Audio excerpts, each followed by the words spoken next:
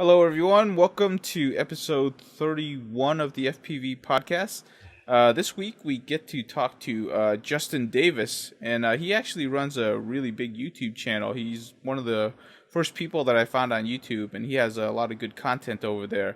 He's well versed in some of the racing stuff and also some of the more photography and aerial stuff. So it'll be interesting to hear his opinions on both sides of things. So I guess this week we'll delve outside a little bit of drone racing to talk about aerial photography and cinematography, at least a little bit.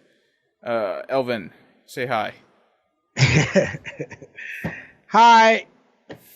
Come on. Heli Direct, FPV Direct, Team Furious, Team Pulse. Hi guys. Hope you guys are having a great time enjoying the weather, man. Get out there and get some flights in. Lots of flights. It's beautiful. Yep, it's fun. All right, Justin, tell us about yourself. Hey guys, how's it going? I guess I'm connected. Yep. You can hear me all right. Yep. You hear me in there? Anybody there? Hey, dude, what's up? Okay, so you guys have seen me before on YouTube. I've done tons of content and tutorials for people all the way back to DJI NASA 1 and current versions. We're working on racing stuff and getting more into that all the time. Aerial photography.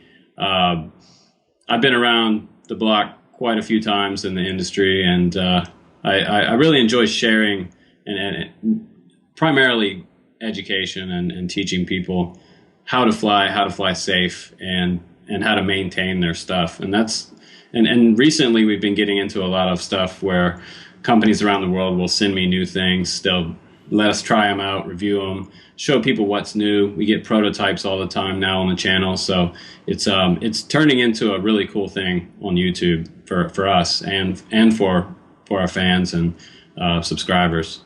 Yeah, it's awesome. Yeah, like I said, I've been a subscriber for a while, and you have some great information there. So, tell us the beginnings of how you got into all of this RC stuff and how you got into YouTube, because that would be an interesting story, because there's a lot of people who want to build YouTube channels, and it is hard. Yeah, it's definitely hard. It takes a lot of work. To try to keep a long story short, I started flying back when I was 10 years old. I didn't have a dad around. He left my family when we were probably 2 years old.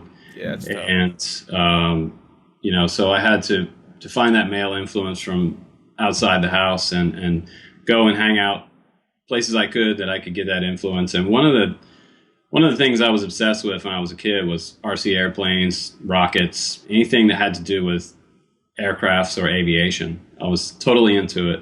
I used to read Encyclopedia Britannica on different stages and levels of rocketry, how it works and how you built them. I was really interested in all the aviation stuff and NASA and all that. So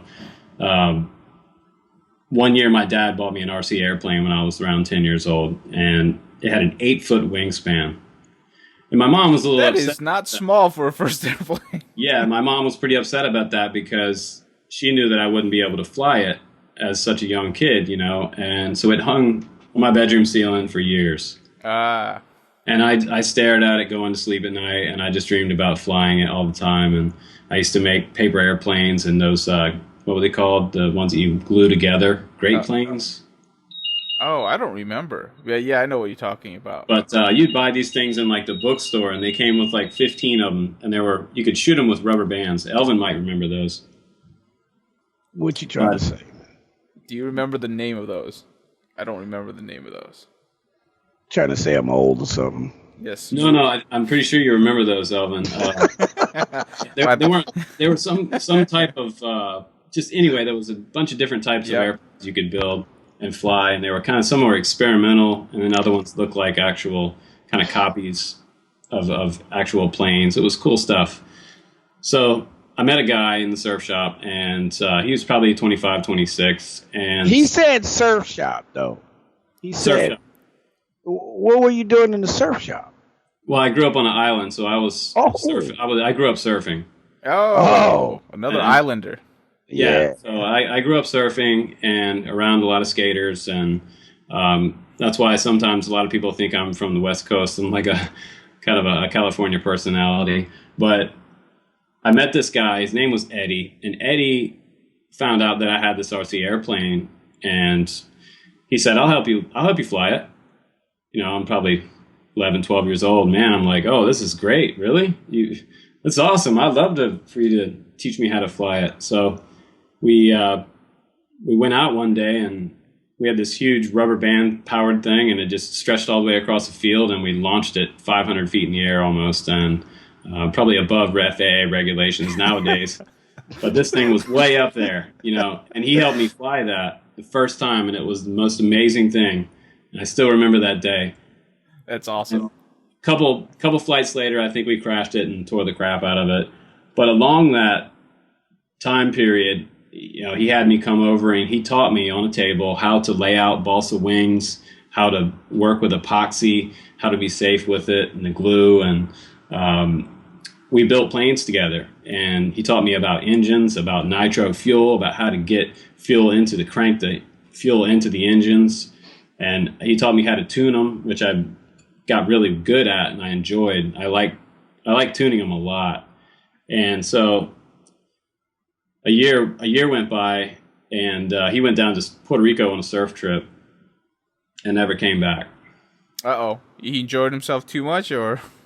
Well, he was in a car with some friends, and they hit a parked car coming home from a bar one night, and he was actually in the back seat and didn't make it home. So that same year, my uncle passed away. He was 18. He was also someone who I really looked up to, and that year I was kind of devastated, and I just couldn't. I don't know. I just got really depressed. Didn't know what to do. Started skating more and riding my bike more, and staying in the ocean. And I stopped flying planes. I didn't have anybody else to fly with, and I didn't fly a plane again for another 10 years or so. Then in my 20s, I got back into it. After I got out of college, I got my video and graphic design degree. And that's why I can do YouTube so much, is because I went to school for video and graphic design. So it really helps me do media and social media. Yeah. Hey, you know what? If you go to school for it, then you better learn how to do it well. That's your profession, right? Yeah, for sure. And the way it is nowadays, like, you can do it super sharp, and you can spend a ton of time making intros and all that stuff, but you don't even really need to do that. Like, if you want to set up a YouTube channel, now you can get right into it. And it seems like nowadays you don't have to have a super spiffy intro or any of that stuff. Like, I don't spend a lot of my time trying to make like 3D animations of my Drone Camps logo and all that. I just slap it on the screen, and, you know, the more DIY looking something looks, I think it's more real in a way, because it's actually people doing it, not big crews and expensive gear. That's true. People just want the content. As long as you provide good content, that's all they're there for.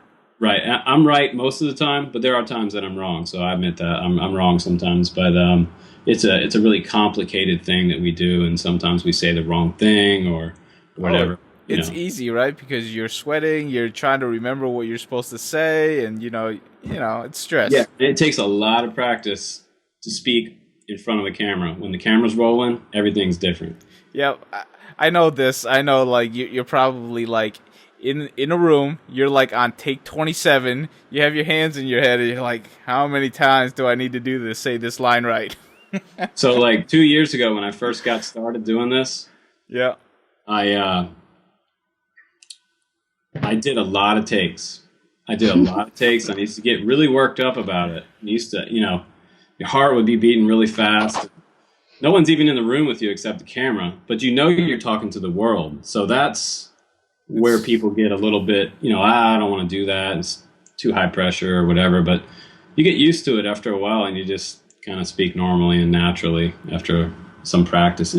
Like anything else, it takes practice. Yeah, it's true. And the funny thing, the funny thing is that, like, you never can live up to your own expectations when you record yourself. It is so hard to say, like, yeah, this is good enough. You almost have to kind of let go and says, you know what, this is the best I can do for this day.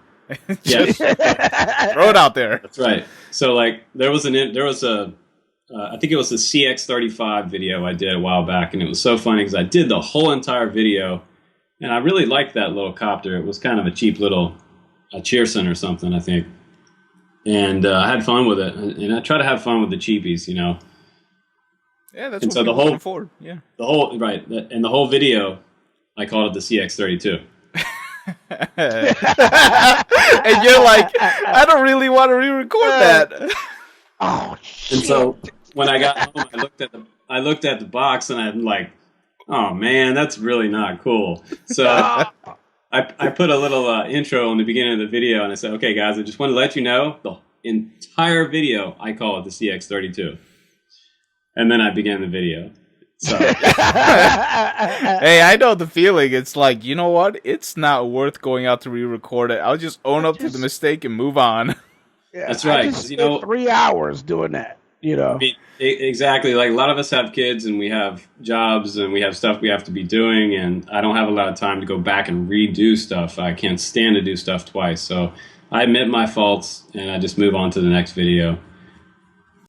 Hey everybody, it's FPV Fly Girl here with your tip of the week, and I'm actually out on a race course prior to our race today.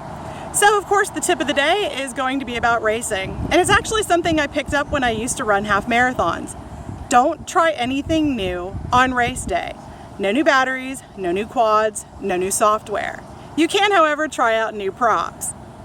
Otherwise, the things that you were working on at 3 a.m. will come back to bite you on the race course. That's it for now, and have a great flight. Keep it moving. Yeah, stuff happens. Stuff happens. I make mistakes, man. I get trolled for all kinds of stuff, man. People say I look like a washed up skater dude. Like, yeah, dude, when you have 30K subs, you're just gonna get trolled on YouTube. That's just life. Yeah. They find anything. I mean, I think what some people do is they actually go watch a video and look for something that you might have missed out of the 10,000 things that you said, right? And they're like, oh man, he forgot to talk about the fact that was a 30C battery.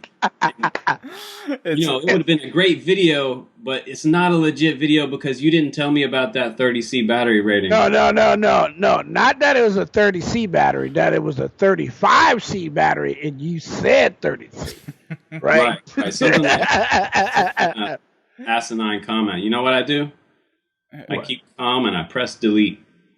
Yeah, that's the best thing to do, man. If you're going to come onto the channel, you're going to be a boob, you're going to be a jerk or something, you're going to be hateful toward other people.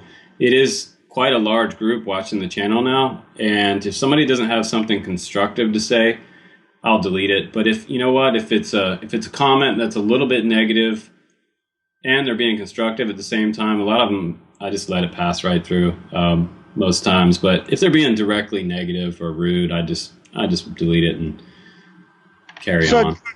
So Justin, I've known you for it's been 3 years now, and yep. We hang out from time to time. We don't have a lot of time to hang out, but we do hang out from time to time, and we try to keep each other update what's going on in the community for the community, and which is one of the things I like about your company and your web page, and how you do things. It's because you do things for the community. You outreach and stuff like that, and like this week you're helping a kid get some goggles, some better goggles. I seen a picture online, and tell us about that, dude. So I've been flying with this kid. He's under 12 years old, and he's really into FPV. And he started out with his dad. His dad flies, and they fly together, father and son team. He really loves airplanes. He hasn't started flying any single rotor stuff yet, copters, but he does love multi-rotors. He's big time into it, big time. And, our world champion right now is 14, I believe. Yep, it's true. And so I see the passion and the interest level that this guy, this little man, has inside him, and it's not often that you see such drive and talent all wrapped up into one person, and I think he has a lot of what it takes to be a great pilot. So with that said, he doesn't have goggles yet. Last weekend I was flying with him, and he came out to the field and brought out of his dad's truck this welding helmet with a little 5 or 7 inch screen he had somehow constructed and mounted on the front of this welding helmet with dollar store. Hey, do what you gotta do. Do what you gotta do. Every single guy standing out there just busted out laughing, cracked up. Everybody wanted to see him. Everybody's holding the goggles, checking out what he had done with this helmet. I mean, it had to be super hot, probably 120 degrees in that helmet in the middle of the summertime. Telling you. Man, it was wrapped around his whole head. But, safety first. If a quad hit him in the head, he's going to be the only guy out there. Because he's got a full faceplate, and he's got, reflector shield. Totally cool. So I thought that was the coolest thing I'd seen in RC in a long time, this kind of innovation from a child. And that inspires me, because most of what we do together is we build things, and all of us are very engineering minded, and we love to tinker. And that's what we do. We like to figure things out, take things apart, put it back together, mod it, put new things on it, try something different, take something out of the box and make it better. And this is what he did. He worked with what he had, and he made it better. And that's true innovation to me. It's also a lot of passion, right? I mean, that's right. We've seen it done before. Other guys have done it, but they're a hell of a lot older than this little guy. Right. So in my mind, I felt like he needed to be rewarded for his actions, and such creativity needs to be rewarded. So I got a couple emails from couple different guys. It went viral on my Instagram, and a bunch of other guys around the world shared the photo. I think That Drone Show also shared it over there. Those guys, it got tons and tons of likes. And so I got these emails, and I thought, you know what? I'll act on this, you guys. You guys want this kid to get some goggles. They were saying we should set up a fund. So I went and set up the GoFundMe account, and we posted around Facebook to just like 2 or 3 groups. We didn't spam it everywhere like I usually do my videos. My videos are everywhere, but no shit. I mean, yeah. Right? They're everywhere. Whether you want to watch them or not, they're everywhere. They're everywhere. Everywhere. I'm not quite as seen as Flight Test, but 1 year at a time, baby steps. Baby steps. So, did you raise the funds? And so we did. We raised $310 on GoFundMe in about 17 hours. Awesome. Very, very nice. So the community embraced that, and they all donated. They all sent me emails about how great it was and what a great idea. And they thought he really deserved a pair of goggles to start flying with. So he's going to get his goggles sometime next week. I sent him recommendations from the community. They sent over to me for a couple of different pairs, 2 or 3 different pairs that they can pick. They can choose together as father and son. So they sat down last night and picked out a pair.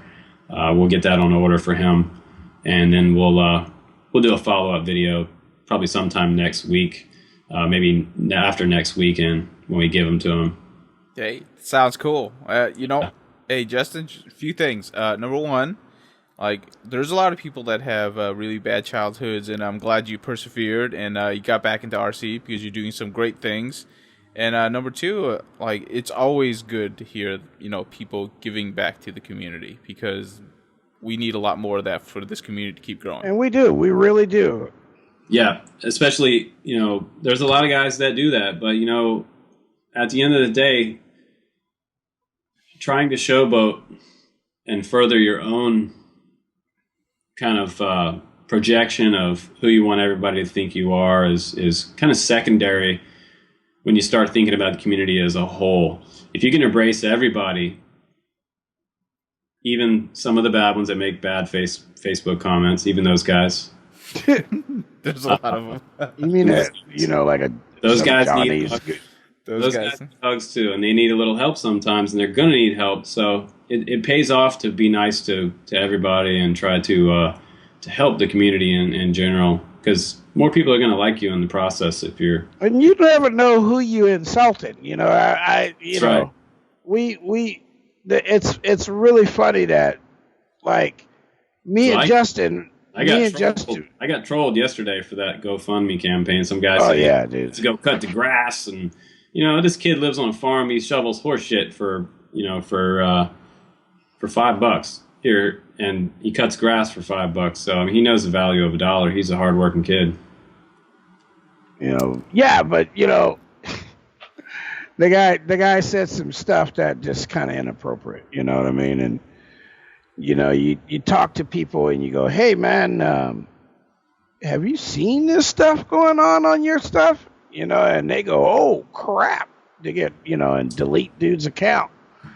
You know, and you got to realize that there's a lot of people out here that know other people. Like me and Justin, one of the things me and Justin we know like a bunch of people separate from each other, like it's almost parallel. Top people in the industry. Yeah, almost parallel right down the road. Like we know all the same people, just from two different views. You know what I mean? Like, you know, him from his business and stuff, and me from what I've been doing with the community over the last couple of years. You know, so it's like one day somebody's talking about him, and I go, "Hey, I know that guy." You know,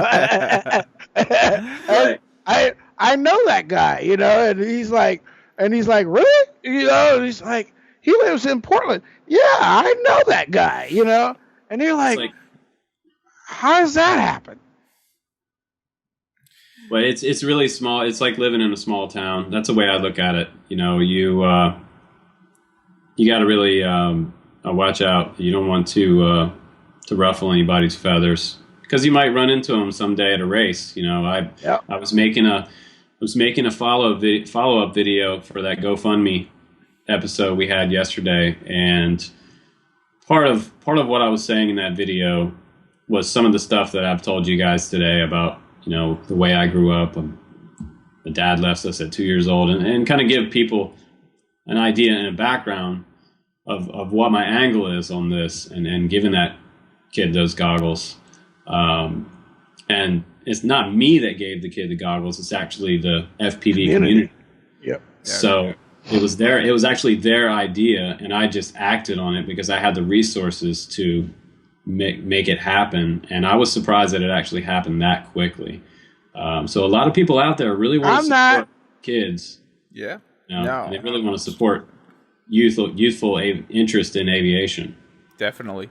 I think a lot of it is also, you know, it's the personality of the kid that has a lot to do with it, and it also has something to do with you, Justin, in which, you know, you put it out there, because a lot of the times almost everybody in the FPV community wants to help, so long as you put it in front of their face in a meaningful way. You know? Right. So that's pretty cool. And there's a lot of people that could get help, but they don't know how to bring it to the community, right? Right. So, you know, and not everybody is a social butterfly either when it comes to, you know, the typical engineer isn't like somebody who wants to go on camera and do some kind of show. You know, not everybody can be Josh Bixler, you know, so. I know I'm not, and I still try to do it anyway. So, you know, it's just, hey, just relax, you know. Hey, it's you know, it's sometimes it's a natural talent like Josh, or the guy with a cute little mustache. What's his name?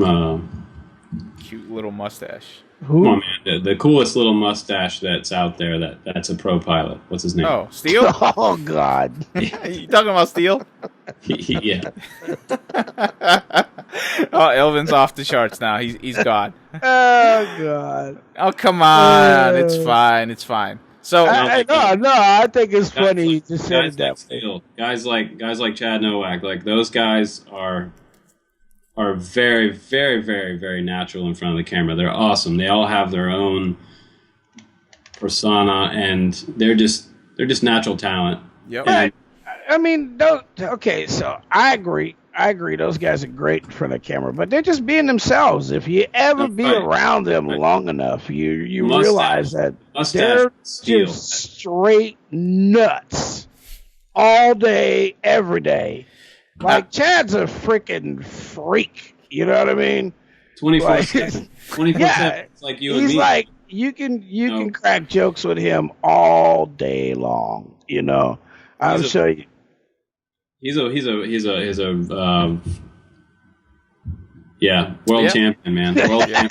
Hey, you know, What else can you say about the world champion pilot except he's awesome on Yeah. every angle, that's true. And really, when you especially talk, in acro. yeah, when you talk about like the top personalities, every one of them contributes back to the community. There hasn't been really anybody that I've ever talked to where they said, you know, I approached Steele, Chad, Charpu, you name it. They were all friendly. They'll all help you out. Yeah, they got to be like super humble guys. So yeah, Because if you're not, you can't. No, can't be. Not everybody can be David Lee Roth. Come on. that's true. It is You know, very you know. true. I mean, Not everybody people can be get Mick Jagger irritated. either. They're gonna get irritated with you if you try to act like you're a rock star everywhere. You know, like so. You got to be humble and try to help people the best you can. Especially in this, it's so complicated trying to get in. Elvin has put tons of hours into helping me, trying to just get NASA working years ago on my Spectrum. As I'm like, what in the hell's going on with this thing? I can't figure out why this switch won't arm on this switch. And Elvin's like, oh, here you go. This is what does. Somebody's got to teach you. I appreciate that help. Yes, that's right. I mean, everybody has to start somewhere. Exactly. And, that's awesome because he paid it forward and he didn't have to. That's awesome. Yeah. So I like, had to. Bullshit. I had to. If I don't, it's like I see it like you. I mean, a lot of us have grown up without the proper role models, or great role models, or even some of us without role models at all. And it's just one of those things. I see knowledge spreading. You have to go out and teach somebody how to do something because you can't be there all the time. So it's best to teach somebody how to do something instead of just, I could build anybody's quad, anything out there on the market right now in 2 days, anything, right? Starting from a fresh build. But I would rather spend 4 days with the person that owns that quad and teach them how to build that quad and get it to fly right on their own. And then I don't have to be there all the time, or they don't have to rely on me, because I have a life, an outside life too, That's right. I have a wife, and I got 5 kids, and a couple of grandkids, so my grandkid has been here for like the last 2 weeks. I got a grandson that's been in my house since school stopped, and we spend a lot of time together, and because his dad's not there, so I'm there for that. But that's my grandson, so I should do that. But for other people's kids and other people, you need to teach other people how to do things because you can't be there all the time. You just can't, and it puts stress on you to try to be there for everybody. You know what I mean? Yeah. That's a hard thing to do, man. And I don't want to carry the world on my shoulders, but I will help push it. Yeah. Definitely. So part of my background, like I've been in the RC community for a long time before, quads, drones, whatever you want to call them, whatever's politically correct right now. Flying nitro planes, and then got progressively into single rotor and loved some smackdown 3D maneuver stuff, and it got super expensive, and I started getting kind of irritated with crashing my T-Rex 700 HV into the ground, and it costed me a minimum of $500. Yeah. So when quads came along, it was really cool because all of a sudden we had stuff that was fairly durable, and it didn't have a lot of servos, and you didn't have to balance the head every time you turned around. Something was vibrating on the tail, and you couldn't figure out where the vibration was coming from. So you had to take the whole helicopter, slam apart, figure out, touch all the bearings in there with your fingers, and find out where that vibration's coming from. Yep. This is some of the early headaches that some of these new guys have no idea. Nope. They just throw the whole section away. It took 8 hours to fix like a simple problem that might cost you $2 to replace. And then there were other times when you just trash the whole heli and it cost you a rekit. You just buy a whole new kit and start over. Nope, never going back to helis. I've done it, but it's you can lose girlfriends over that kind of stuff. There's a lot of single dudes in this world that fly helicopters ain't got no girlfriend. Hey, I tell you what, like watching the pros fly the single roller helicopters defy gravity. Literally, it looks like the helicopter doesn't understand gravity at all. It's great, but like I remember the crashes, and I'll be like, nope, nope. Yep. Like there's some guys. There's a guy local here that flies really, really good. Tim works over at Tammy's Hobbies, and then there's other guys, other greats like Nick Maxwell. Well, wait, there's a whole, but the helicopter pilots here in the Northwest are quite known all over the world. We got Kenny McDonald, we got Patrick from KDE, we got Justin Pucci, who's one of the Speed Cup guys. There's Jesse. Dude, there's so many. There's Elvin Wilson. No. I heard he retired. So I don't know if you guys know or not, but Elvin Wilson can stick bang for sure. So that's what we used to call getting down when you fly 3D heli stuff. So speaking of 3D, you guys, Zoe FPV is killing it with her 3D motors and her 3D setup that she has. Oh, yeah. That just came out this week, didn't it? She just got her new motors. Yep. Zoe's motors is out.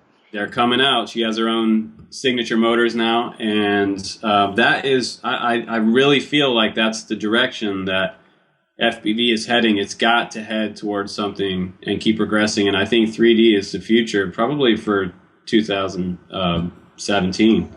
Okay, so you want to say that though, but that's what's next. Here we are again at another point where we have to say, how do you get other people involved in that? I mean, it's the same question I'm asking you. Why ask me? Someone asked why. We've been tackling this for the last year, and we still haven't made any damn progress. I mean, to tell you the truth, it kind of annoys me because I know that it is so much fun to fly a 3D quad and to be able to defy gravity and reverse airflow and fly backwards and sideways and do almost a TikTok, full rapid beat TikTok. Rainbow and funnels. Yeah, I mean, and those are awesome, and doing man, can you imagine doing a hurricane with a quad? Oh yeah, I've got a quad here now that it can pull a hurricane. Wow. It can do inverted hurricanes. Oh, I got to see that. So, he's interested. Inverted hurricane for most of you guys that are quad flyers that don't know what that is it's inverted and facing the ground and pretty much almost full throttle going around in a mad circle. Yeah. And it looks really awesome. With a 700, you can do it at about 80 miles an hour. And when you do it with a 700, when you get around the apex and you get near the crowd, everybody wants to duck, get out of the way. Right. 'Cause it's You some powerful. just never know. And if you're not good enough, you're going to replace the entire aircraft.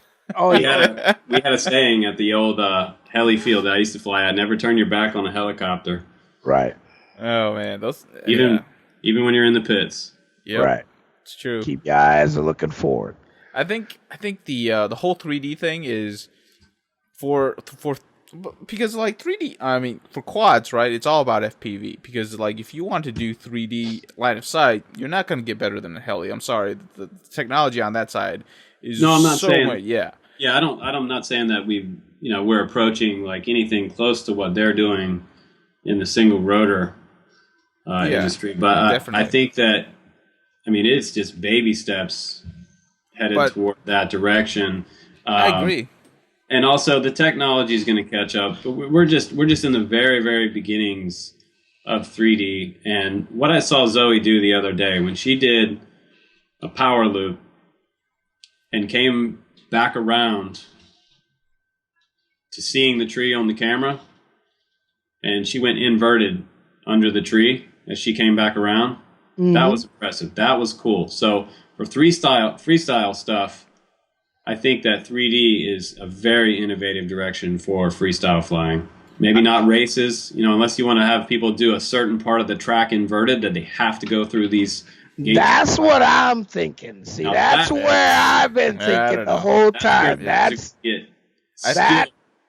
Real skill is going to start to creep in. That's the part I've been thinking about. Like, okay, so like some of us have been working on that skill for a long time, like being able to fly inverted during FPV. And with a wing, it's a lot easier to do. Okay, so way easier. Yeah, so you can fly inverted with a wing a lot easier than you can a quad, right? And because you have this inertial, the airfoil and the airframe being the steady point on the pitch, right? So, and you just variate the speed. Anyway, with a quad, it's a lot harder, but with a plane, it's a lot easier. And I'm trying to I think that a lot of our quad guys should, there's an older guy at the field. His name is Ed. Ed can fly an airplane. Ed can fly a quad. But Ed cannot fly a quad inverted. But Ed can fly an airplane inverted. And when Ed realized that he could do FPV at the field and fly around the field inverted, Ed became like a whole new FPV pilot, right? Now Ed's interested in racing, right? Where last week Ed was like, no way, no, Yeah. And I think that is what is going to push us into, of course things are going to get more intricate. The course you can come down low and fly down low and then flip over and fly through two gates inverted, and you can do those things.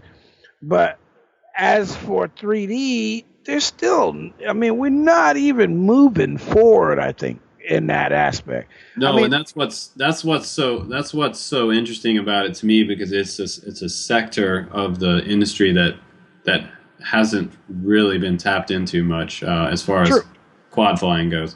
Now, and pros, for the exception of Zoe, and probably the other guys have probably done it. They've probably done it. They're just, their videos aren't up yet, but most of us have done it. But I think that at the moment when this industry gets stagnant to me and stops feeling like it's progressing, that's when I'll dip out and do something else and go learn something else. As long as I'm having fun and learning myself, I'm going to stay interested in this, because I'm 100% addicted to learning new things.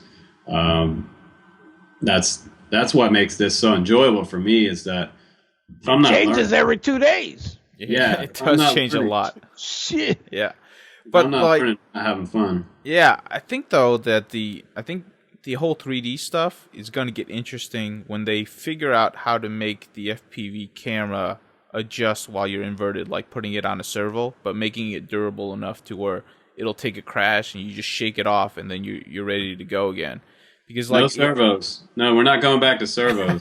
whatever it is, it could be wide angle cameras or two cameras or whatever. But cordless is not bad. Cordless is not bad. But like, there's got to be a way, because I think the reason why most people don't do it right now is that, like, you put it up on YouTube, it's a little weird to watch, right? Unless you're really into it and you understand what's going on with the 3D aspect to it, that they're actually, you know, reverse propellers, everything's, you know, in reverse, and you're going at it. But like a lot of people, if you just click on a video, it's like, what's going on? I'm looking at the ground. True. Well, it's a little weird. Yeah, true. But, you know, to the average person, watching any type of freestyle quad video is kind of nauseating. I've had friends of mine watch it in my living room and like, what are you watching? How can you even stand to watch that? I don't know. I'm totally addicted to watching this. Come on, Justin. Watch me. Come on, Justin.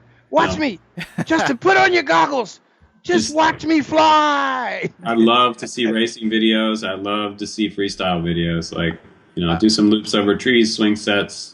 Whatever you can come up with, fly through it, over it, under it, invert it, tree flip it, whatever. But there's almost like two styles of freestyle at this point, right? There's the like, I'm gonna call it the schizo style, where everything's about very smooth movement, which is actually really easy to watch for somebody that's new to it, because it's still really, I mean, like, to be able to do it that smoothly at all times is really hard. And then there's like I call it like the Chad thing, in which like the rates are so high you almost miss the flip if you blink your eye. In which they're doing kind of like the figure skating thing, in which they're trying to do as many tricks in like less than a second, and then you have to go figure out like what they just did. Slow mo, like, oh, he went left, right, backwards, forwards, inverted, and then he hit some yaw. Exactly, and he went back to flying. True. Oh. So yeah, there's like a technical side to it, to where you can enjoy that, and then there's like the, you know, I don't know, just smooth. The berserker mode. Yeah. You know, like skateboarding in the 90s. I was a 90s skateboard kid with you know, doing heel flips and kick flips and stuff in college, and it was normally my mode of transportation to get to class when I wasn't falling down in front of people. But same thing happened in skateboarding. Skateboarding went from the 80s into the 90s, and it got really super complicated in the 90s. So you had all these different tricks coming out, and it's a lot like freestyle. So freestyle is, in a way, the quadcopter is kind of like, I always say the quadcopter is the new skateboard, because a lot of people think we're, you know, thugs for doing it. Some people think we're like terrorists. Right. Some people think we're, you know, breaking the law. You know, I was flying a little micro in an alley the other day, doing some FPV just for a little review, and this guy comes out of his backyard and he says, "What's that? Is that a drone?" It's not a drone. It's a little toy copter. It's a little piece of crap. You know, it costs $30. It's got a camera on it. Oh, you're watching me? What? No, man, I'm watching my video. Dude, you're not interesting enough to watch it. You know, I'm not peeping in your windows, bud. You're not that attractive. So, you know, I'm just doing my thing with a little toy quad, and that's how the kind of public perceives it. Like, we're all kind of doing something that's against the law, or against some kind of law somewhere in some foreign third world country or something. But, I mean, I wasn't hurting anybody. And that's the misconception that the public has. So that's a big part of why I do what I do, is try to educate from the beginning of drone camps. And, you know, I was talking about earlier today, I was talking about how drone camps got started and how where the name came from, how it was conceptualized and how it was born. I grew up on the island, yes, and I surfed my childhood and boogie boarded and did all that stuff in the ocean. Skated, and I got into kiteboarding. I became a pro kiteboarder, traveled around the world with company and shot video on the beaches of Mexico, went over to into Europe and had a lot of fun. And a good part of my day was going outside and teaching people So at my position, I was called the Jote. I was called the jack of all trades because I could do awesome videos for the company, do promos. We did t-shirt designs and all kinds of different stuff. But then the other part of my day was getting out in the water on the jet ski and dragging people around and bringing them back to the dock, taking them way out in the water and away from obstacles and things, and teaching them safety about how to rig these kites up. They have enough power that they can yank you out of your shorts and fly into the beach and kill you. So you want to know how this whole rig goes together, how it works. And we broke it down and explained it to people in what we call kite camps. And the kite camps were 3-day, 2-part each, take a lunch break, come back, do the last 3 hours. They were 6 hours a day. And after I left that industry, I started getting really heavily back into RC. And that's where drone camps was conceptualized from, was from doing kite camps with people from all over the world. And I thought drone camps was a perfect name for continuing to educate and teach safety. So that's kind of where the background on drone camps came from. A lot of people, they have no idea what it really means, but it's kind of based on that and that kind of summer camp type of operation. Cool. So tell us what you like. Can you give us like an overview of what a normal drone camp can be? So like a drone camp would, and a lot of people do these camps during the summer. They do these RC training camps. I used the word drone in the very beginning because I was past the point from not calling it a drone. That argument was well over with. The media and everybody and the grandmother was calling them drones. Right. It didn't even matter whether it was an RC airplane. It was really kind of annoying at one point. And I got tired of telling people, explaining to people, and spending 5 minutes explaining it's not a drone, it's a multi-rotor. And so for business purposes and people on the average guy on the street didn't know what a multi-copter or multi-rotor was. If I put something up out of the street that said multi-rotor camps, it's a blunder, right? The average person would ride by and be like, okay, yeah, I got to go get milk. But they see the word drone, and that was polarizing to them, and they thought, oh man, I got to stop and check out the drone store. And that worked great for a couple years when we had the store open. I closed it out last January because we went fully online. This makes a lot more sense for our industry, a lot lower overhead. But yeah, it's and that's the main reason why we said the word drone. No, it makes sense. And so, what do you teach? What's the curriculum like? Well, the curriculum starts out with the basics, and we like to go through, and just like a kite camp, we start with the basics of what size motors, sizing. We teach people how props work. We show them electronic speed controllers. We show them flight controllers, different flight controllers like NASA versus Naze 32 and ArduPilot, and the differences, what each of those are used for. Also teach them about battery safety. We show them graphs on different battery levels and how to store them safely and properly. That let people know that they will burn your house down. And we go through that whole process of education with people and teach them that, so that they know in the very beginning, before they even touch the sticks, they understand battery voltage. And, for an average guy that gets one in on Amazon.com, he doesn't know that. He doesn't know anything about 3.7 volts. So it's very important that these guys know all this before they even hit the field, before they even hit the simulator. So we do some simulator time with them, and then we move on to some actual field training and flying, the actual cheapy copters first, and then we move into the higher end stuff if they want to. But we had a really nice setup there in North Carolina. There was a big field right next to the store, and we also had a kite shop there as well. So people were coming and going, kiteboarding, taking kiteboarding lessons. So there was a lot of action going on at the shop for quite a while. That's pretty cool. So, it's already almost 50 minutes. I don't know how much time you have left. Can we get a little bit of what was your theory on starting a YouTube channel? Was it just for you to share? Was it just for fun, and it just kind of grew into something bigger? So what happened there? Yeah, I started doing videos, and because I had that, I love to make videos for my previous jobs. I was a television editor. Originally, my first job was in New York City at Showtime Networks, and I was a broadcast animator. I worked with film crews, and we did some really high-end stuff for Showtime Boxing. We did stuff for Comedy Central.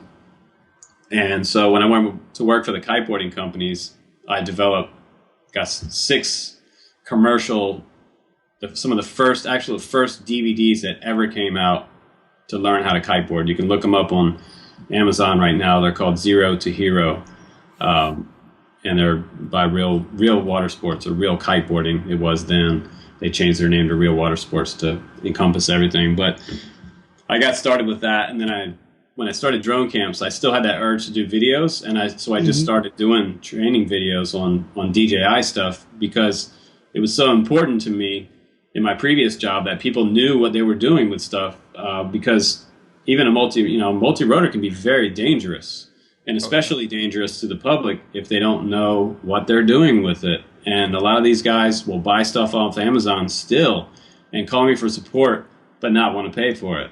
If you buy from drone camps, then I can give you all the support in the world. But if you buy down the street, and then, I can only help people so much, because the phone it will ring all day long. You used to.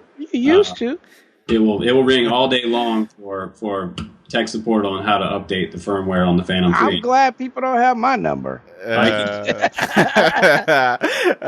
takes 20-30 minutes out of your day, and some people say, oh well, you should definitely take that call and you should talk to somebody, and I probably should. I might make some business down the line and make a new friend, but you have to pick and choose your battles, because you only have 24 hours in one single day. And when DJI released that Phantom 3 last year, there was such a problem with updating their firmware that our phone bill went to $400 in about a week.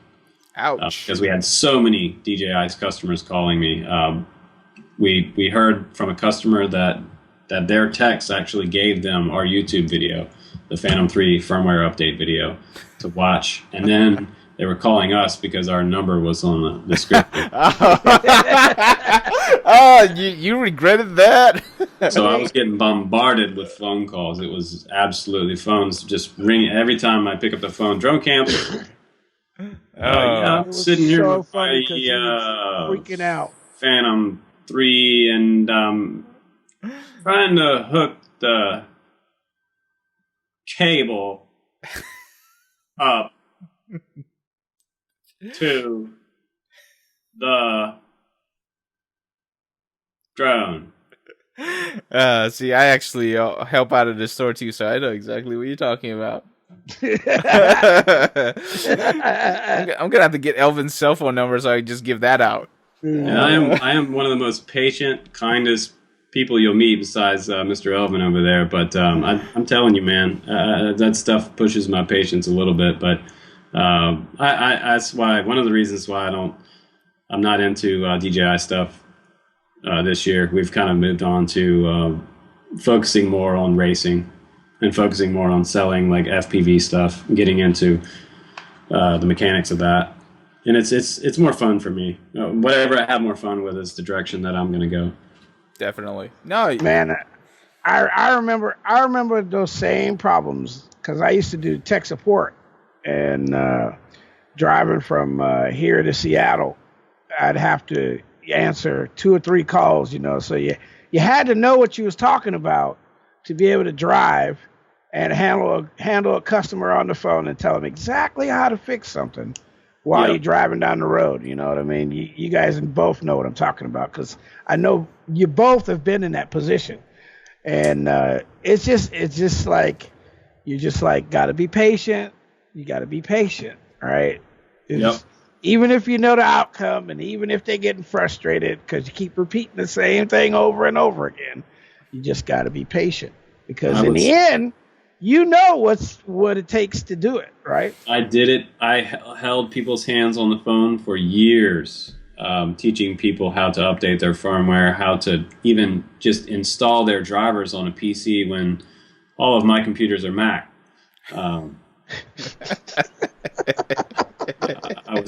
was able to do that, and I took my time and gave them years of my life to support them. And a lot of guys that didn't buy from me, I did do a lot of tech support for guys that needed help, and I did make a lot of friends doing that for sure. And I wish I had more time to help more people, but I'm only one person, you know, so I can only and you gotta eat, man. That's right. Papa's got to be paying the bills to support these twins. Yeah. Hey, you know, and that's a, you know, Justin's got a boy and a girl. He lucked out. He got twins, and he got a boy and a girl. And it hasn't been, you know, peaches and cream over there. It's not been the easiest thing in the world. That's I made more videos last year if I had been single, but I know. We're kind of burning the candle at both ends. Getting up really early in the morning now, 5:30, 6 o'clock every morning. My other half is, she's totally awesome. Yeah, I can never do what she does. She's exhausted. She's a person. Poor woman. Yeah. Okay. Sarah's a good woman. She's a good one. Hey, I'm glad that you're having fun with the sporting side. You know, like ESPN coming on, and then all of a sudden RC vendors, companies, whatever you want to call it, they're starting to jump on. So hopefully it keeps expanding. If not, it still can be a fun sport, or all of us could be doing something different in about 2 years. Yeah. Here's my question. Right. What do you think DR1 is going to become like the next big thing? I mean, okay, so DRL came out, and now we got DR1. Right. You know, do you think this is gonna become the normal thing? So here's what I see, and I've been at the beginning of another emerging industry, kiteboarding. Kiteboarding started out extremely small. There was only a handful of us doing it. I was one of the first people on the East Coast to actually go out in the water and try to kill myself with a kite and a wakeboard. I was about to say, if I saw that back in the 90s, I'd be like, what in the world is he trying to do? We had very, very rudimentary setup. We had no quick releases. If you messed up, you were going into a house off the beach. They were that powerful. And some of my friends died doing that. We lost people, you know, husbands didn't go home. But the emerging industry, I saw it happening. All the guys were fighting tooth and nail to become the next big thing, and that's kind of where we're at in this industry right now. We're all no matter who it is, everybody's there trying to. All the personalities are falling into place right now, and the who's who of who's who is forming, and as well with the companies. True. And yeah, it's the passion, right? As long as the passion's there and the drive's there, it can happen. Well, the biggest winners in the industry are the people that are going to be the most consistent and most driven, and that's who's going to end up on top. If they want it, they have to fight for it. It's true. If you just want to cruise, that's fine too. You can do your own thing and just cruise. But if we lose, we might have lost Elvin. No, he's back. Yeah, his camera probably turned off. But we have so many big players right now trying to grab at the spot. It'll be interesting to see what happens when it all flushes out, and whether or not there's actually a community to support that. But I don't know. I think it's going to come down to what you're doing, what I'm doing here in Portland, you know, all of us on how we drive, you know, the community. I mean, because really we're the foundation right now, right? And if the foundation gets shaken, and you know, like a lot of guys was worried that the new rules was going to stifle them and not let them to be able to fly, you know, and all of that, and it's starting to look like those things is not going to be in the play in the end. In the interim right now, like is now, right, is it these things are still I can't think of the word, but it's not productive enough for us right now. But in the future, the rules are going to get less likely. They said we within the next 2 or 3 years, we won't need to have a federal registration. That's going to be part of your AMA. The FAA is definitely kind of pulling back the reins at first, but they're starting to relax them a little bit in the last year, and things are getting a little bit easier for commercial. Why is that though? I mean, mainly because do you think that really is what really is driving that? I have my own suspicions, but go ahead. Well, mainly because the drone craze was mostly created by the media. Now, there is big money in it, and there's billions of dollars to be made. But at the same time, if you ask someone on the street, do you know somebody that flies drones? They probably don't. So they're not quite as big as the industry is not as big as people make it out to be. The media makes it out to be. So like if it was, I would be a friggin' millionaire right now. Right. Because most people, if you've searched quadcopter on YouTube once, you've at least seen my video somewhere. True. Yes. So I would agree to that. So in that aspect, I should be a millionaire, but I'm not. So this industry is not quite as big as they want to make it seem to be. So sales for a lot of companies like 3DR, when 3DR, DJI and 3DR and Unique and a lot of these other companies, they started selling to big box stores, and a lot of the small hobby shops started really hurting because of that. Right. I'd have people come into my store and say, "Oh, tell me about drones." I spend a half an hour talking about drones, and they'd say, "Okay, I'm gonna go buy one at Best Buy when I get home." Yeah. And I'm like, "Man, really? Did you?" And so, that really hurt a lot of the small hobby shops, the real hobby shops. And now Best Buy is actually cutting back on a lot of aerial drones.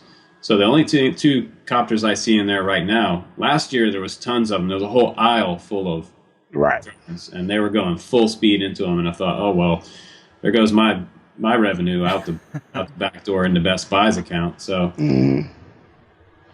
I thought this isn't good. So then 3DR went out. 3DR went out of business because I walked in there all the time, and there was still a bunch of solos sitting on the shelf. And I'd ask the guys in the photography department, like, "Hey man, what's going on with the solos? Are you guys moving solos?" They didn't know I was Drone Camps, but they said, "Man, we barely sell even one a week." Dude, and they expected to sell 5 a day. I used to sell. I could sell 2 or 3 Phantoms in a day when I was moving DJI. So DJI is a little weird though, because you can't keep up with them in costs. I've looked, and every time you turn around, one of their Phantoms is dropping down in price. It's amazing. Yeah. As a retailer, as a small shop, that drives small shops a little bit insane because at the tier that I was at, every time I'm turning around, I've got to update my website and make less money. So every time they drop the Phantom $200 to $300, I was making a modest $150 to $200 off a Phantom, and then all of a sudden, damn, I'm making like $80 off a Phantom, and then I'm getting hacked the other part of the time, where hackers are using fake credit cards. I ship a Phantom out, and then I've lost $1,000. I know what you're talking about. How many Phantoms do I got to sell to make that up? So it's I would rather weigh. And that's the cost of doing business. That is. A lot of people don't know, and this is something, Justin, that you brought up, and I guess we'll tip people to, is that credit card fraud online is insane. Yes, yeah, it's rampant. Phenomenal. It is insane. You have no idea until you're a small business. Yeah, if you get an order for something more than 2, you better check it. Even yeah, for sure. I mean, I've had guys go on there, and I can see every single IP that logs into my website and tries to make a transaction. If you run any card through, I've had hackers go on there and try to enter 40 different credit cards in a span of about 5 minutes, and using IP spoofing, where they're using different IPs every single time. Yep. And like, but the thing is I have a log of all the transactions, so I see like 40 transactions try to go through in about 30 seconds. I know someone's using a program. Yep. Or you know that something's up and something's wrong, and that's when you get suspicious and you start looking at where the address is shipping it to and all that. I know. You go, oh, wait a minute. There's not even a building there. Yeah. It's like right. And I had some, and a lot of them seem to be people that aren't from this country that actually come here, and they're here and they get. I had someone down in Florida get there's actually a little mail place that handles mail for foreign nationals. Mm-hmm. So it was Russians and all kinds of different people there. Yep. And they just import it straight out. They're gone. Yeah, so all they have to do is walk in the door, open their box and go home with it. And I used Google Street Maps, and I looked at the front of this building, and it was actually one of those stores. And I called the person at the store, and I said, hey, do you have a person by this name that has a mailbox there? And she said, nope. I said, if you see that person come in the door, call me or the cops. If you call the cops, that would be great, because they arrest them on the spot when they come in the door, because they're guilty of credit card fraud. And credit card fraud, anything over $500, is it? I think it's $500. It's a felony. It's a felony. So you go to prison with the big boys for credit card fraud, and it's really hard to catch them. It is. I usually I always forwarded all the IPs and everything over to the Internet Crime Division of the FBI. So don't use your fake credit card on my site, Elvin. Hey, you know what? Jesus. Here's the truth. If you are a small business owner and you want to do online sales with hot items, then you better know a little bit about tech, because you will need to. You need to know a lot about tech. You have to use your fraud detection suite tools and know them very well, because if not, you're going to get ripped off for sure. So it's just going to eat out of your pocket. It took me a couple of years to figure out those tools and how to use them properly, and that's part of a business. You have in 2016 you have to be super innovative. But I really enjoy the YouTube channel now, and kind of moving in a direction that I really like. I like where things are headed right now. I really enjoy getting new things all the time in the mail, and not really knowing what's going to come through the door tomorrow. And you mean your demo status. Okay, wait. Nah, we're getting prototypes. Wait, Justin, wait. All kinds of cool stuff in the mail now. Wait, Justin. You remember now? I remember now, like 5 or 6 months ago, some guy I know was going, dude, what happened to my demo status? And I was like, just hang on, homie. Just hang on. Gotta keep you positive. Now you got so much stuff you can't. You gotta give half of it away. Yeah, I give a lot of it away. I haven't sold anything.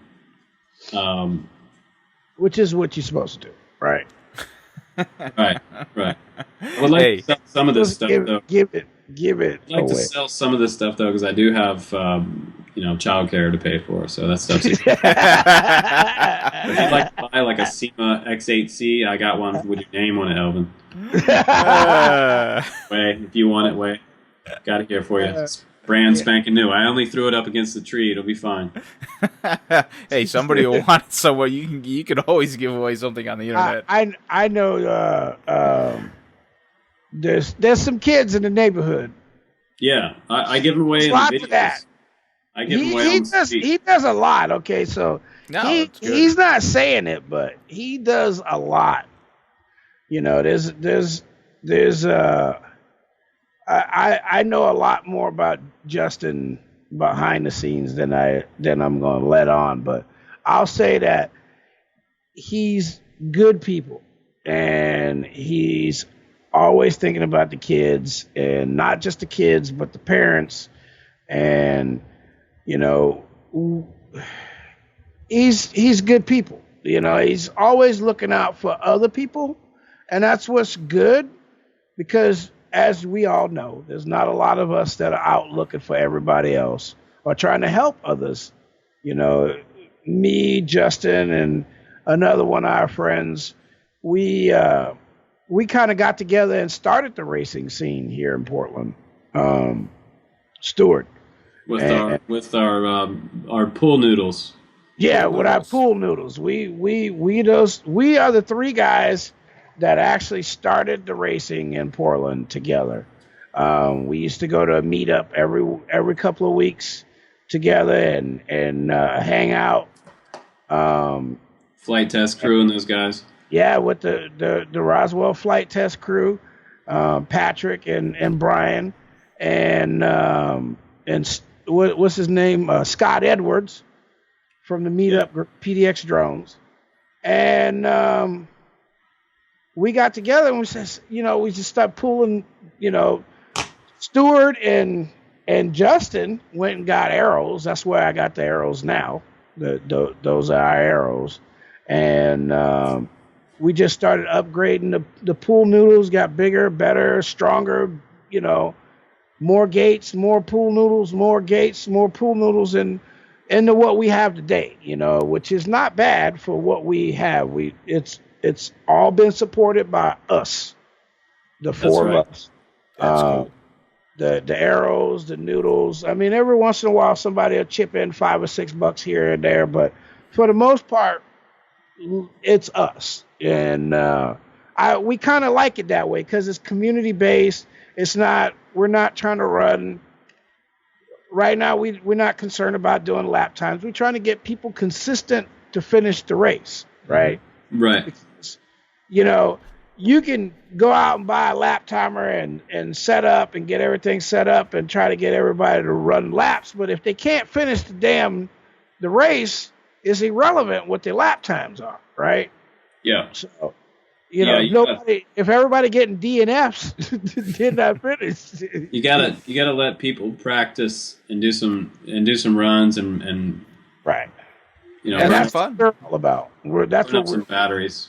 Burn up some batteries, have some fun. Because at the end of the day, we're all here. We're all doing this because we enjoy what we're doing. You know, there's fun. A lot of hard work, but it's still enjoyable. I love teaching. You know, I realize that now. You know, I didn't realize that in the beginning, but now you can. My wife said it the other day. She said, "I can see you're getting your teaching skills refined. You're getting better at what you're doing. You know, you have a more focus input on each pilot, and it's different." She said, "I can see you're coming at each pilot from a different direction, and it's like you're realizing what it takes to get them to motivate them to move forward." And that's great coming from my wife because she really knows how much time and effort I put into this stuff. But, you know, like I was saying, me, Justin, and Stuart, we started all of this, and we're going to be here. We're not going nowhere. And, you know, we rarely get together, but when we do, it's a lot of laughing, you know. Oh, yeah. It's a lot of fun. That's awesome. And that, folks, is why we call him Mr. Miyagi.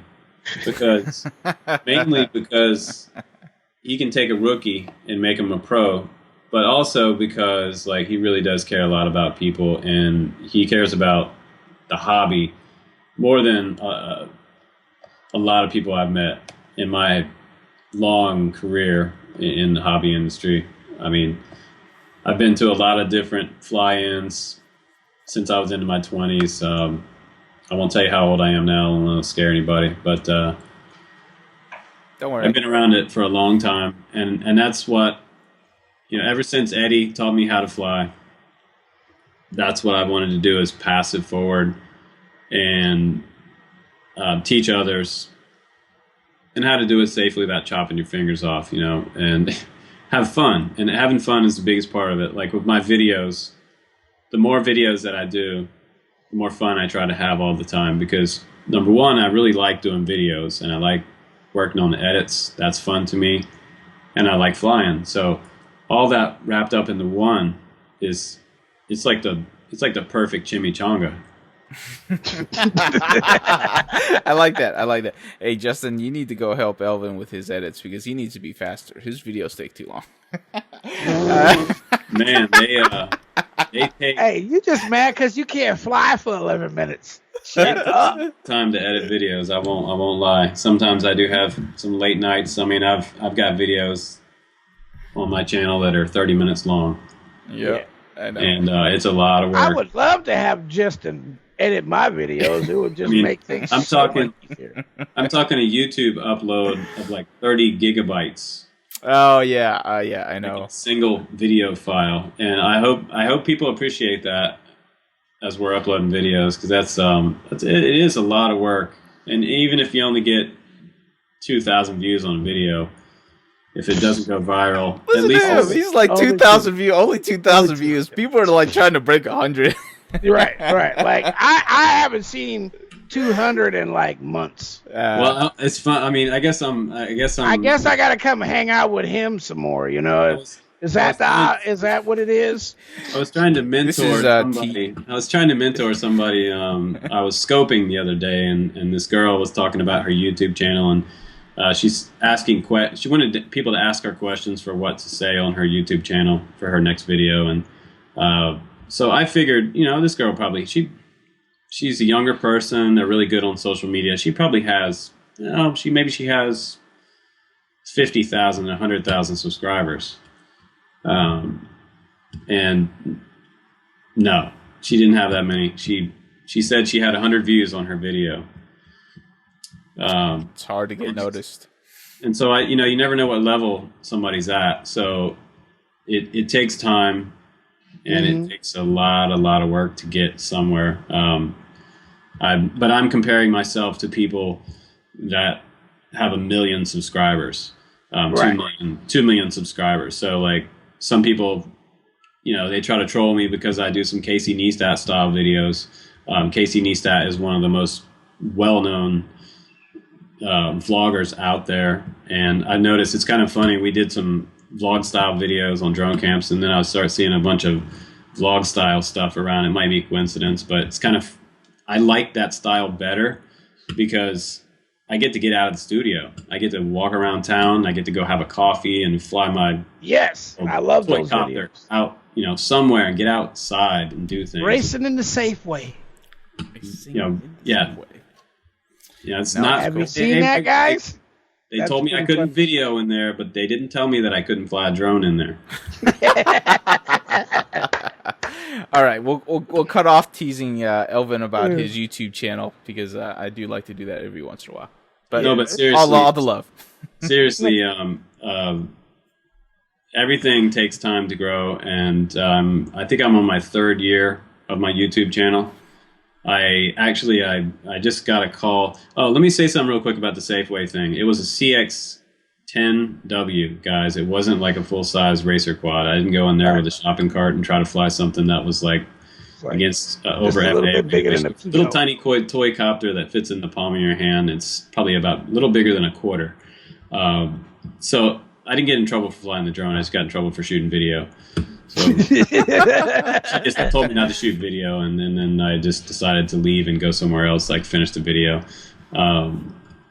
So this week I got a call from YouTube, and they wanted to have a conference, and they wanted to know what my next direction was with my channel. They want to help me and coach me along into making the channel grow. They want to have me do some webinars with other YouTubers, and essentially how to grow your brand and your channel. And that was really, really cool. I told Sarah the other night, I said, guess who called today? And she said, who's that? I said, YouTube called me today. And that was pretty cool to get that call from San Francisco. Something that I wouldn't have thought of 2 years ago, that they would actually give me a call. Now, Justin, before you, didn't you just get an award from the AMA? Yep, we got a kind of an award of appreciation from the AMA for this educational thing that we're doing, that I'm doing on drone camps. And it was really cool. They gave me a giant cardboard check for $1,000. And you're supposed to sign that over to me soon, y'all. That's right. I got a little plaque. But that was really nice for me, because I've looked up to the AMA, and that's what they're all about. They're all about teaching people and mentoring kids and making sure everybody's safe and having fun. So all you naysayers, that's what's happening. That's you guys saying the AMA's not doing anything. That's what they're doing.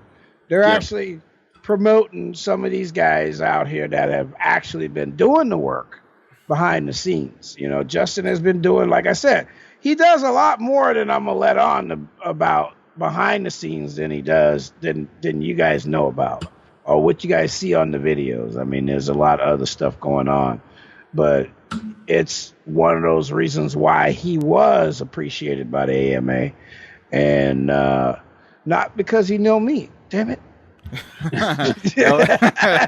Okay, the 20-minute teasing Elvin's over, so I won't say anything.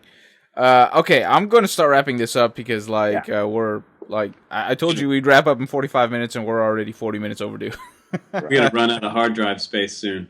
That's right. So Justin, where can people find you on the internet? Spill all your goodness. They can find drone camps on dronecamps.com. And they can also look on YouTube. They can type in Drone Camps RC, and they'll bring up our channel. You will see a header. You'll see the latest videos that are uploaded, and you'll see the most popular videos, which always tend to be the DJI stuff.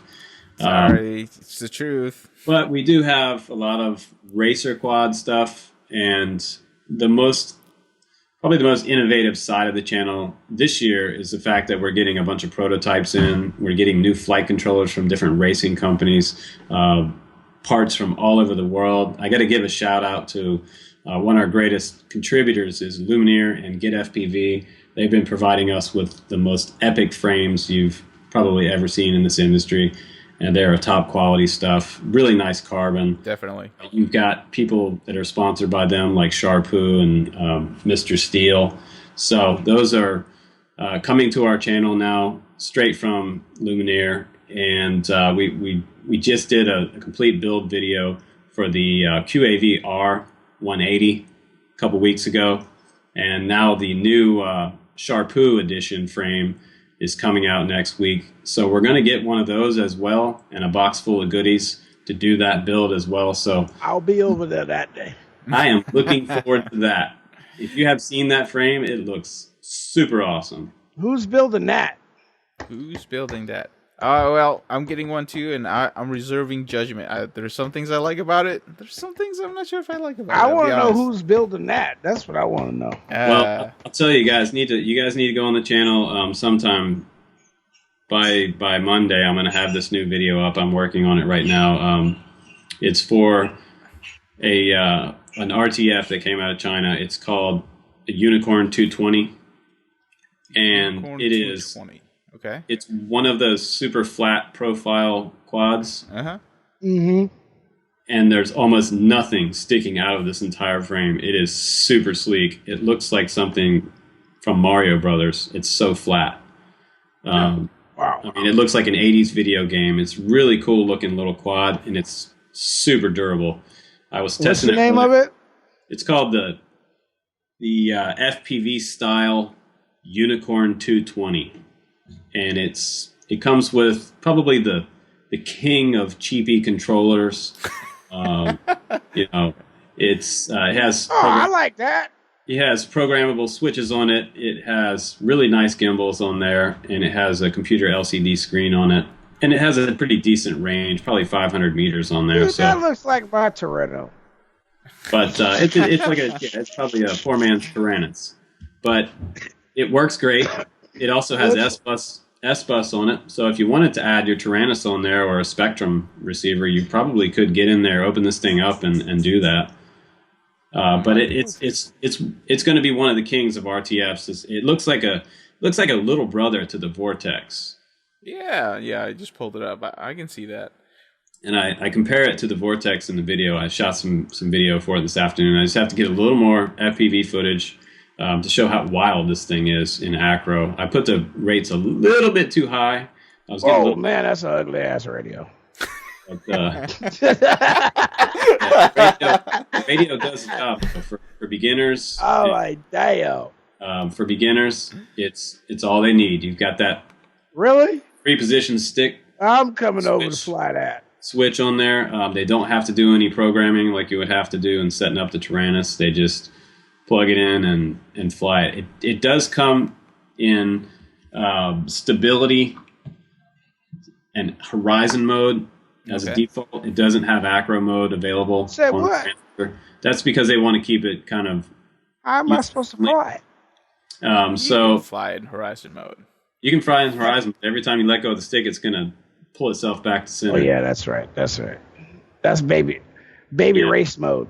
So it's got the stabilized horizontal, and then if you go into clean flight, you can go into clean flight and it runs clean flight. So it will run clean flight. It actually has an SP Racing F3 on there. Oh wow! That's a good board then. That's a good board. It's a legit copter. I'm telling you, for an RTF, this thing is around $200, and you get let me that play with it controller. You also get 20 amp ESCs and 2204 motors. So this thing is no joke. It looks like 2204s on there. Yeah, it is. Good. It's no joke. It's a decent copter for the money. It's not a $500 Vortex. Right. Yeah. Plus, you get a controller and it's ready to go. So, yeah. Right. It's important. Yep. And if you want to later, you can open this thing up and you can add your really nice high-end controller to it, whatever you want to put on. Nice. So, yeah, more new stuff coming out all the time, guys. So check out the channel. Yeah, cool. All right. I will wrap this up here. Thank you, Justin, for coming onto the podcast. I know we're running a little bit late, but I hope you had fun. I know I did. Yeah, I had a great time talking to you guys. As always, hey, Way, it was nice to meet you. Hopefully we can fly soon. Oh, yeah. Well, you might have to come down to Kentucky. I'm not sure if I'm going to... when I head over in that direction, I'm going straight to Hawaii. And then, Oh, awesome. Not stopping. I am not stopping. We already had this conversation. I know some long-range FPV guys out in Kentucky. They do some wild stuff up in the hills out there. There's a lot of open ground over here, which is kind of nice, and good hills and mountain ranges, I guess. Yeah, totally. Great place to fly. All right, Elvin. All right, brother. Peace out. We'll talk to you later. All right, guys. Thanks a lot for calling.